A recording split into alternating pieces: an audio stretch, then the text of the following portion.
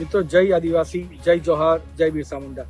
આજે ફક્ત આદિવાસી સમાજના સાંસદ તરીકે નહીં, પણ આદિવાસી સમાજના દીકરા તરીકે હું તમને બાંયધરી આપું છું કે અમારી કેન્દ્ર અને રાજ્ય સરકાર પાર તાપી નર્મદા રિવરલિંક પ્રોજેક્ટ કરવાની નથી. એનું કારણ એ છે કે આજે અમારા કેન્દ્રીય જલશક્તિ મંત્રી, ગુજરાત ભારતીય જનતા પાર્ટીના પ્રદેશ અધ્યક્ષ અને નવસારીના સાંસદ CR પાટીલ સાહેબે ઓન રેકોર્ડ સ્ટેટમેન્ટ આપ્યું છે કે પાર તાપી નર્મદા રિવરલિંક કરવાની કોઈ યોજના અમારી સરકારની નથી, કોઈ હિલચાલ પણ નથી. એનું કારણ એ છે કે 2022માં ગુજરાતના મૃદુ અને મક્કમ મુખ્યમંત્રી ભૂપેન્દ્ર પટેલ સાહેબ અને CR પાટીલ સાહેબે પ્રેસ કોન્ફરન્સ કરીને આ પ્રોજેક્ટ રદ કર્યો હતો. એના પછી કોઈ પણ જાતની હિલચાલ આ વસ્તુમાં નથી. પણ 2022માં ગુજરાતના વિધાનસભા ઇલેક્શન થયા, એમાં કોંગ્રેસની ભૂંડી હાર થઈ અને ભારતીય જનતા પાર્ટીનો પ્રચંડ વિજય થયો.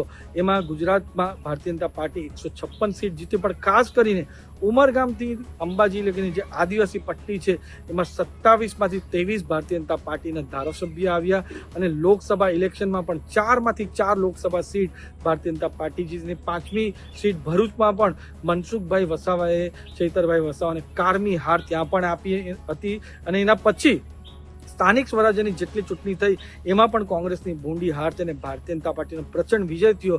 એમાં નાસીપાસ થઈને આ કોંગ્રેસે પૂરું આયોજન કર્યું છે અમારા આદિવાસી સમાજને ગેરમાર્ગે દોરીને વોટ કરવાના.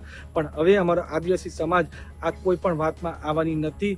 ભારતીય જનતા પાર્ટી સાથે આદિવાસી સમાજ હંમેશા રહ્યો છે અને આદિવાસી સમાજ સાથે ભારતીય જનતા પાર્ટી રહી છે, એટલે કોઈ પણ જાતના પ્રોપોગેન્ડામાં આવવાના નથી.